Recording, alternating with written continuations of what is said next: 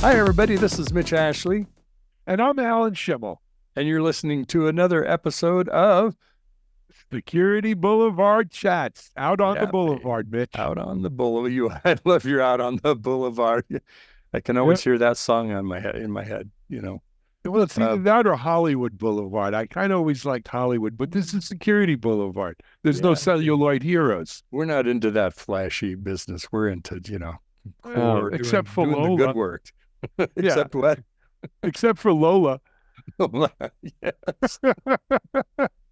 Oh my God. Anyway, hey, So Mitch, this it's is- a good time to be talking security. We just got back from RSA. It is. I was just going to say we need to dedicate this as a special RSA recovery edition of Security Boulevard. Actually, Chats. speaking of recovery, I went to the recovery breakfast at RSA Thursday. I did too. Yeah. Yeah, and that was good to see Mogul and Rich Mogul, and I saw Adrian Lane there and a bunch of other folks. But really, for me, the highlight of RSA this year, Mitchell, was, we've been doing the security bloggers meetup. You and I have been doing it for how long? 20 years. 20 plus. Yeah. And of course, this year we changed it to the Security Creators Network, Security Content Creators. So we opened it up, and I'm glad we did. We had 125 people show up, which was more than we've had in many years. And a lot of new people, a lot of fresh faces, a lot of younger people, a lot of women, more diversity. But our core was there too, right? The people who, we came up with, Mitch, who have like senior positions. But not only, they're just leaders in this community. People like Andy Ellis and Rich Mogul and Chris Blask, and I'm just trying to think off the top of my head of the Trey Ford, Arsenic, Robert Hansen, Storms, Andrew Storms is there. Just Ron Werner. Yes, Werner. Thank you. Forrester was, just so many old friends that you realize just how special it is to really be part of that community, Mitch. And man, I already wrote to Tonga Room, taking it for next year. I'm pumped. Oh yeah, to do it. It was an energizing, re-energizing experience, right? Yeah. It kind of. I remember you said something about it. It reminds me of why I do this. This is why I love working in security. I love lots of parts of it, but this is the biggest reason. The people aspect, and that whole week was seeing, Mitch, you and I, we spoke about it in our DevOps chat. There's no lack of conferences you and I are going to around the world, some exotic locales and some mundane. But there is nothing for me like going to RSA and seeing my people. Yeah. It energizes me. And seeing them come by Broadcast Alley, right? Or coming to DevOps. I just sit there like I have a window on the world and people are walking by, and it's crazy. Including the FU guy standing outside shouting into his megaphone that he does every year. He's part of it. It's all part of the experience. What are you going to do? It's all part of the experience, exactly. You don't know what we're talking about. Come by Moscone West during RSAC. You might get to hear. I'm sure you will, actually. But we should mention all of the interviews we did do at Broadcast Alley at RSA are now up on techstrong.tv. They are. So if anybody would like to, didn't catch them live, they want to see some of the, I don't know how many dozens of people we spoke to, feel free to check it out on techstrong.tv. Mitch, I wanted to talk about something else, though. Yeah. Okay. Great. I started hearing bits and pieces of this at RSA. There's a signal to noise ratio. You got to kind of work your way through. But, you and I have been going to RSA when there were 1,000 security companies in the world, and everyone said, there's no way we can afford 1,000 security companies. We can't support more than 600. And then it was 2,500 security companies. There's no way we could support 2,500 security companies. We can't support more than 1,000. I think there's like over 7,000 venture-backed security companies at not at RSA, in the world today. Many of them exhibited RSA, and then there are some who don't, like Palo Alto didn't have an official exhibit. but they were all over around RSA with activities and stuff. So there are 7,000 some odd public and venture-backed cybersecurity companies in the world, and more come out every single day, it seems. But I think what we're starting to hear is that CISOs and security champions at the board level, the exec level, the budget level, are starting to get pushback, saying, hey, man, we already bought dozens, if not hundreds, of security products. We have so many security products, half of them aren't even installed. And you know what? We got zero less breaches than we had 5 years ago. We have more. Yeah. We're even more concerned about attack. We're more concerned about the impact of what happens in a compromise.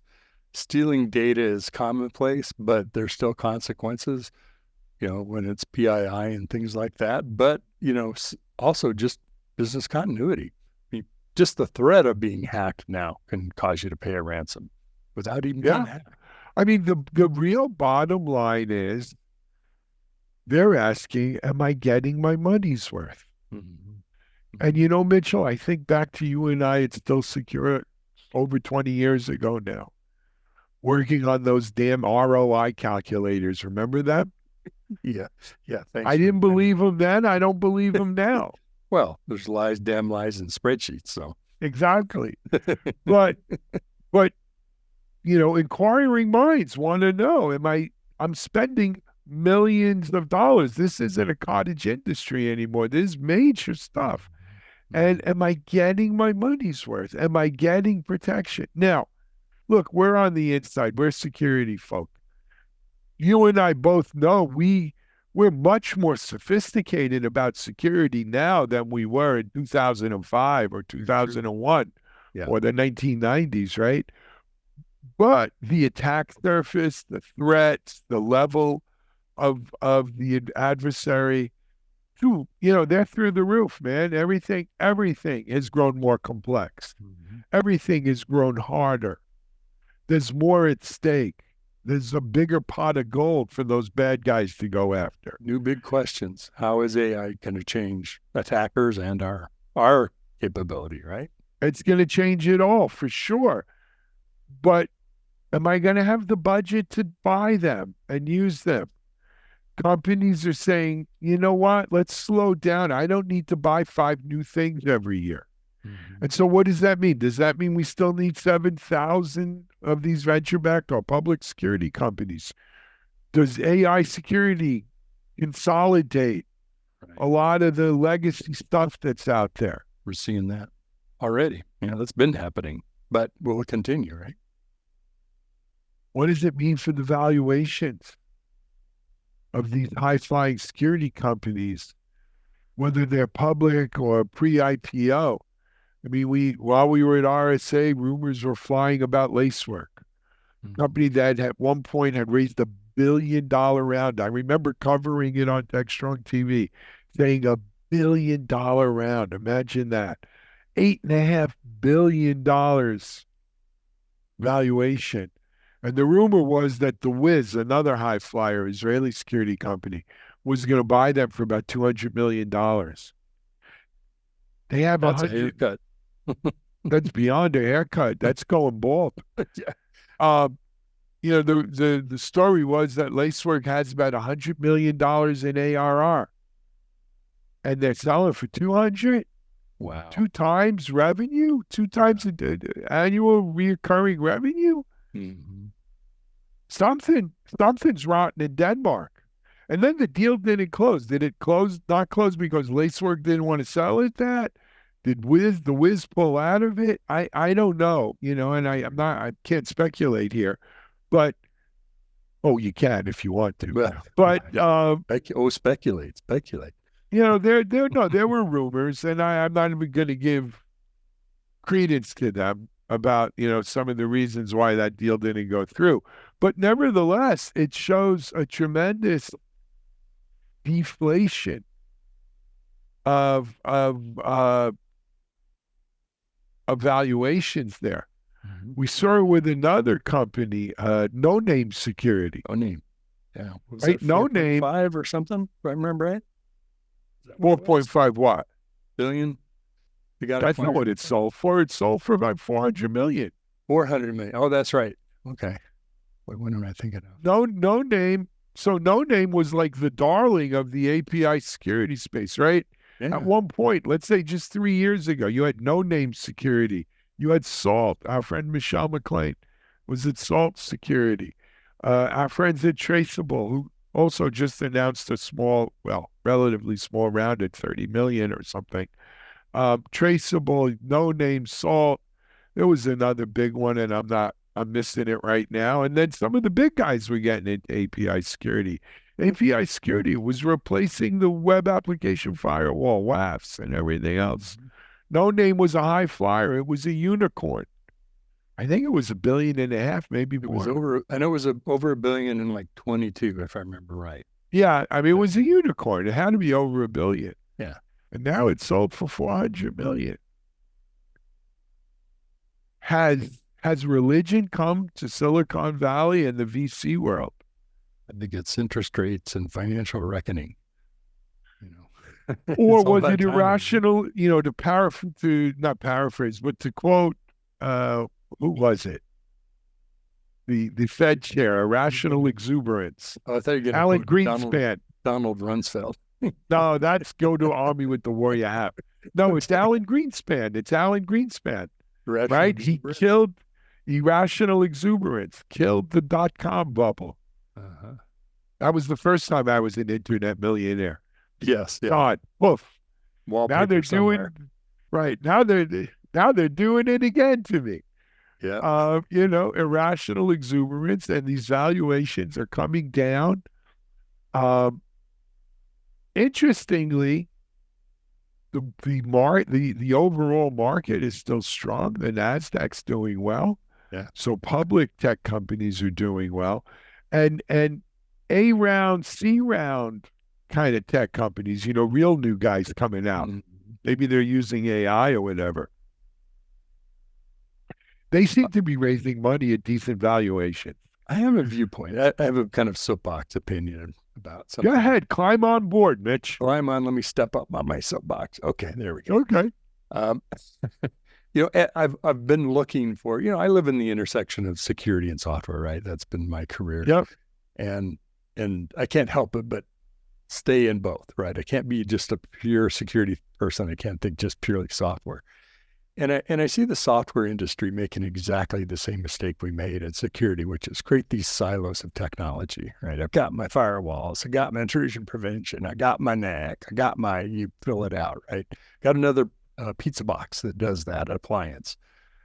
And, I think security started to get religion about, you can't just sell one more appliance, one more piece of software to do one more thing. You've got to have more of a comprehensive security strategy. And that's why Splunk getting acquired by Cisco makes a lot of sense, right? And a way of tying together a lot of things they already have. But software is doing the same thing, right? We are moving to more platforms for DevOps and things like that. But we still think about security. DevSecOps is shifting left, or maybe it's shifting right, or maybe it's shifting everywhere. Or what about supply chain security?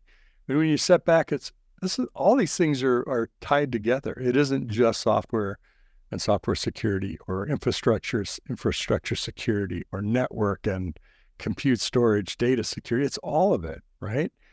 And so I think the companies that are being undervalued now are such good acquisitions because they fill in spots, they're gaps or holes that companies have.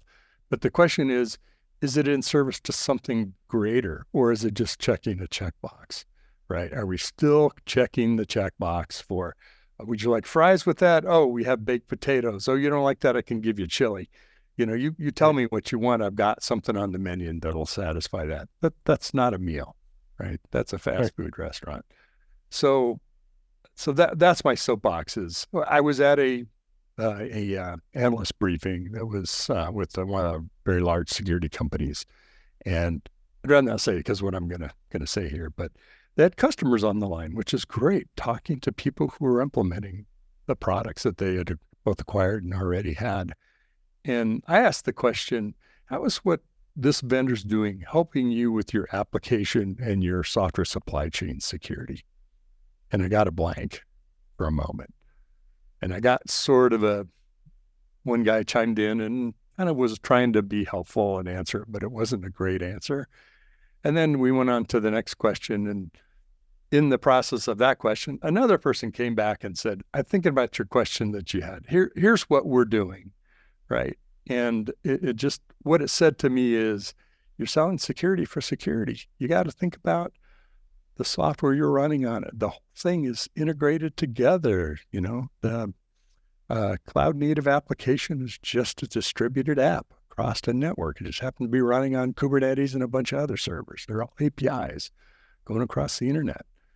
So anyway, that's my soapbox, is that if we're going to keep selling individual solutions, we're going to keep adding up the tool chest quantity that we've got. And then we're going to say, why do I have 50 when I can need 20, or I'd like to use 20? Why do I have 20 when I'd really like 7?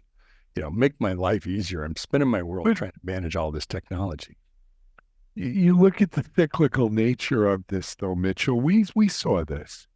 Like you mentioned, at one time we had firewalls and IDSs and load balancers and routers all sitting at the edge there.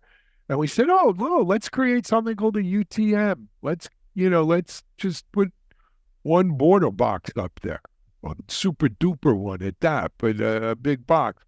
And you know what? The whole endpoint thing, the whole host space. Let's just do host space security, server-based, boom, And then, hey, let's make sure our server-based security works with our endpoint security and it works at the perimeter. And we saw, and I'm not picking on them, but you saw the rise of like a Sophos. You saw Symantec before it was split up go down this route. Yeah. Cisco, though they never really got into endpoint, Cisco had a soup to nuts security kind of offering. Palo Alto starts out as a next-gen firewall. Right. They're all over now. Mm-hmm. So we have seen this move towards unified platform, if you will, for security, the same way we see it in DevOps, for instance. To me, that's always a pendulum, right? The one throat to choke versus best of breed. Mm-hmm. I think what really brings it home for you, though, Mitch, and I think, and if I'm wrong, correct me, what complicates it is there are so damn many categories now of silos of different types of security in this case, right? We're talking security. There are so many different kinds of security that the idea of buying a point solution for each one of those is mind-boggling. Yeah, and you could understand a gateway and an application firewall and a web firewall and all of them. Right? How many firewalls do I need? Well, now that I got all those firewalls, I might as well get a firewall policy manager. Right? Music to my friend Jody Brazil at Firemont years. Right? But you can start to see why people at the exec team and board level are saying, Jesus, another security product? Do I need another security product? This is 147. I didn't understand what the last 3 did. What's this one? And we still got breached and had to pay ransom or whatever last year. Screw it. Let's just pay insurance. But now the insurance, even the cyber insurance people have become the enforcers. They won't give you insurance if you don't have this, that, and the other thing, right? They're going to check your underwear. And PCI compliance days, right? Yeah. That's what drove. And so you're back to that. I don't know what the right answer is, but I just feel like this whole thing has spun up to support more and more companies, more and more different kinds of security, more and more point solutions for more and more money. Let me ask you, do you think is it the VC investment economy that causes that escalation of the number of solutions because we get 500 startup companies kicked off with VC. No, not to think, make VC the bad guy of everything. No, they're not the bad guy. I think they're the symptom, but they're not the sickness. The sickness is every year you go to RSA, what do you ask yourself? What's new? What's new? Yeah. What's new? It's got to be, I need my new shiny trinket. I need what's new. I need next gen. The mantra's never less is more. No, it's never. I need more. I need what's new, because what's new is better. And so knowing that, the VCs are also looking for what's new, right? Imagine going to a VC and say, hey, I'd like to sell you. I think, Mr. VC, you should invest in my company. I have a new DLP, right? I'm going to stop data from being taken out of. But nevertheless, I've seen a lot of companies recently, they don't call it DLP, right? But they're going to protect data and make sure data doesn't leave our confines. Well, it's DLP.